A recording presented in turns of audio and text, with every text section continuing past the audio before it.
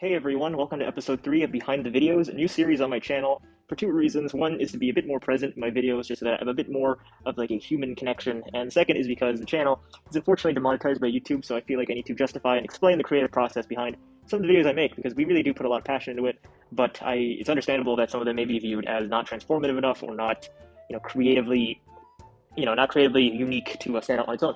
So today we're going to be talking about Tally Halls living in a funhouse. So for explanation, this was in April. This video in particular, the way I work is that I usually go for long sessions, like 5, 6, 7 hours, and I get it done in 1 or 2 days. This one took, I don't fully remember, but I think it was 2 days for the actual editing. But for this one, I required a bit more work. So let me explain. So after the success of the Doofenshmirtz videos, which was a Phineas and Ferb video MV combined with Tally Hall music, this time around I wanted to do the inverse. I thought it would be kind of funny, and it would definitely appeal to the Tally Hall fans if I made a different kind of video, which was Tally Hall content with a Phineas and Ferb song instead, so it's like the inverse. Now that was a bit difficult. I didn't want to do it for a few reasons. The first is that I just did not know the band that well. Like, I remember, I only knew the band about a month prior. I only really got hooked on them. So I didn't know what to do, like, what, their live performances? Do I get their, their behind-the-scenes videos, their Twitter videos? I don't know. The second is that even though the tone really matches, I didn't know which song to use with Phineas and Ferb. Like, the problem with Phineas and Ferb songs is that they're a little too specific. So the scale of which I could have done a Tally Hall video, like, I'm sure there are a lot of videos that sort of match the feel, because Tally Hall is a very genre roulette kind of band. They don't really have a set genre. Sometimes they'll have barbershop quartet, sometimes they'll have ukulele songs, sometimes they'll have hard rock, sometimes they'll have sad ballads. It's hard to grasp, put it into one concept, until I found the perfect song from Phineas and Ferb. It was called Funhouse.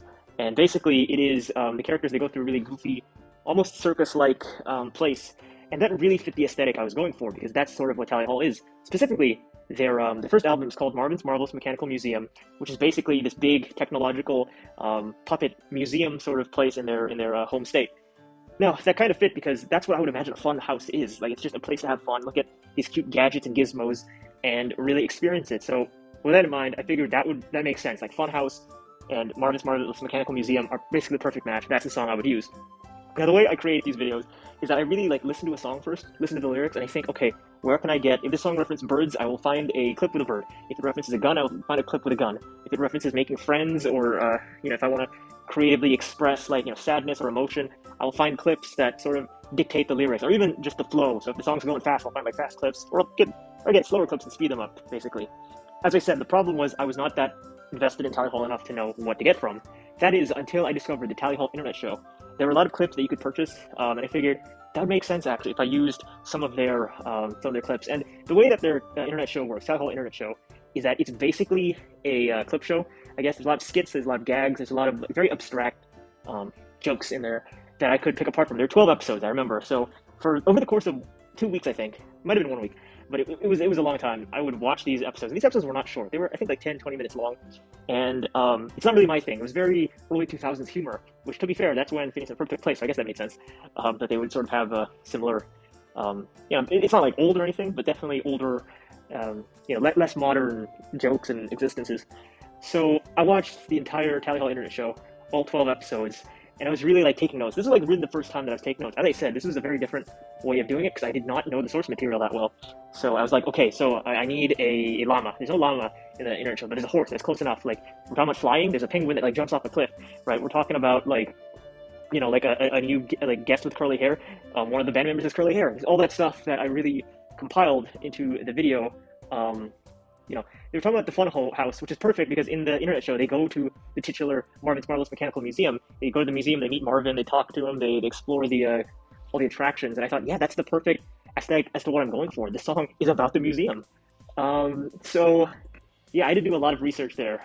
It took about a week. As I said, I did not know it prior, and making the clips really match was actually not that hard, because just by coincidence, a lot of what was featured in that show were also just, they just fit the lyrics. It's almost like it was made for the show, and I thought that was pretty crazy. It was pretty much unheard of at the time. So, because it was a different format, this is, at this point, the really very same format, right?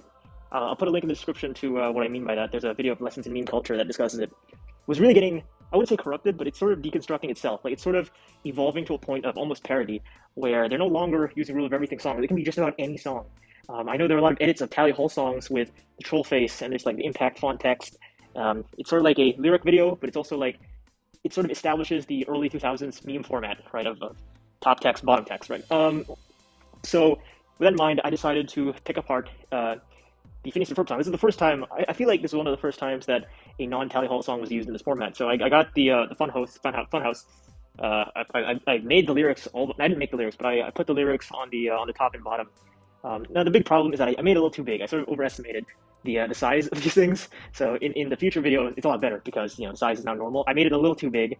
I was being too ambitious with my edits, unfortunately. So I mean, I guess that's just the basis of it. The Funhouse video is not super popular. It's been getting a little more popular as of late because I've been talking to a lot of Tally Hall fans about it. And I think, like, whereas the other videos had a bit stronger of a narrative revolving around character studies or just contemplating the existence, the meta commentary on like the existence of shows and their legacies, this one is really just a little more whimsical, a goofy Wes Anderson style, just to really show the quirkiness of the band. I was hoping that this video would hit a lot of the fans of the Rule of Everything edit, because it's the reverse. It's a Phineas and Ferb song at this time with the Tally Hall visuals. I think that was a mistake, because Tally Hall is not anywhere near as popular as Phineas and Ferb, so obviously the audience was a bit more niche. But with that in mind, I think the video was a success. I thought it was really fun, and I think that I was able to transform, make a slight commentary that yes, this show, and this band, they're very similar. Right? I wanted to make that clear, and hey, a lot of people pretty much agreed. So thanks for watching. Please go check out these videos, and yeah, no, if you're interested in more behind the videos type of videos, then please subscribe. So thank you, and see you guys next time. Bye bye.